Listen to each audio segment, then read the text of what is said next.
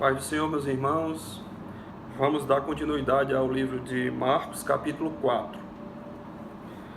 Voltou Jesus a ensinar à beira-mar, e reuniu-se numerosa multidão a ele, de modo que entrou num barco, onde se assentou, afastando-se da praia. E todo o povo estava à beira-mar, na praia. Assim, lhes ensinava muitas coisas por parábolas, no decorrer do seu doutrinamento. Ouvi, eis que saiu o semeador a semear, e ao semear, uma parte caiu à beira do caminho, e vieram as aves e a comeram. Outra caiu em solo rochoso, onde a terra era pouca, e logo nasceu, visto não ser profunda a terra. Saindo, porém, o sol a queimou, e porque não tinha raiz, secou-se. Outra parte caiu entre os espinhos, e os espinhos cresceram e a sufocaram, e não deu fruto. Outra, enfim, caiu em boa terra, e deu fruto, que vingou e cresceu, produzindo a 30, a 60 e a 100 por um. E acrescentou: Quem tem ouvidos para ouvir, ouça. Quando Jesus ficou só, os que estavam junto dele com os 12 o interrogaram a respeito das parábolas. Ele lhes respondeu: A vós outros vos é dado conhecer o mistério do reino de Deus, mas aos de fora tudo se ensina por meio de parábolas, para que vendo vejam e não percebam, e ouvindo ouçam e não entendam, para que não venham a converter-se e haja perdão para eles. Então lhes perguntou: Não entendeis esta parábola, e como compreendeis todas as parábolas? O semeador semeia a parábola. O semeador semeia a palavra.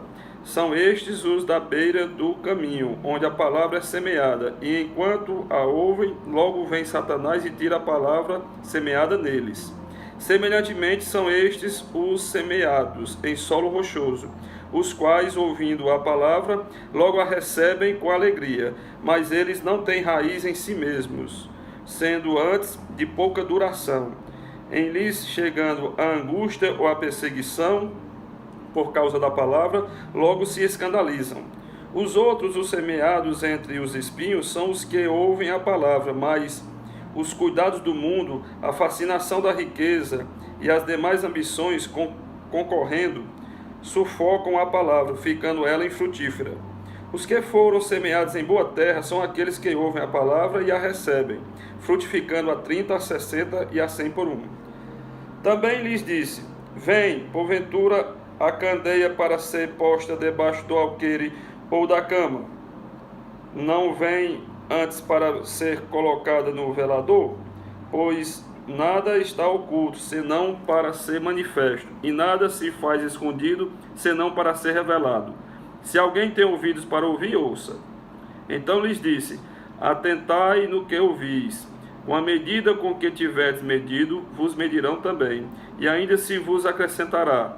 Pois ao que tem se lhe dará, e ao que não tem, até o que tem lhe será tirado. Disse ainda: O reino de Deus é assim como se um homem lançasse a semente à terra, depois dormisse e se levantasse de noite e de dia, e a semente germinasse e crescesse, não sabendo ele como. A terra por si mesma frutifica, primeiro a erva, depois a espiga, e por fim o grão cheio na espiga.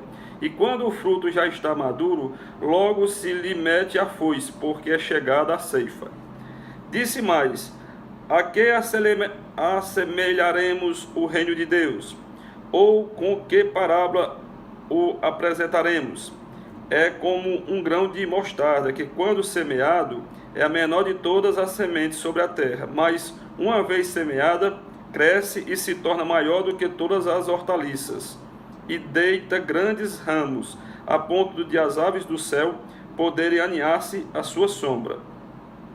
E com muitas parábolas semelhantes lhes expunha a palavra, conforme o permitia a capacidade dos ouvintes.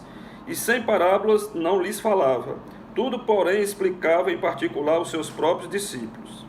Naquele dia, sendo já tarde, disse-lhe Jesus: Passemos para outra margem. E eles, despedindo a multidão, o levaram assim como estava no barco, e os outros barcos seguiam.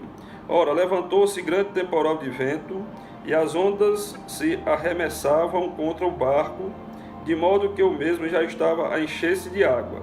E Jesus estava na popa, dormindo sobre o travesseiro.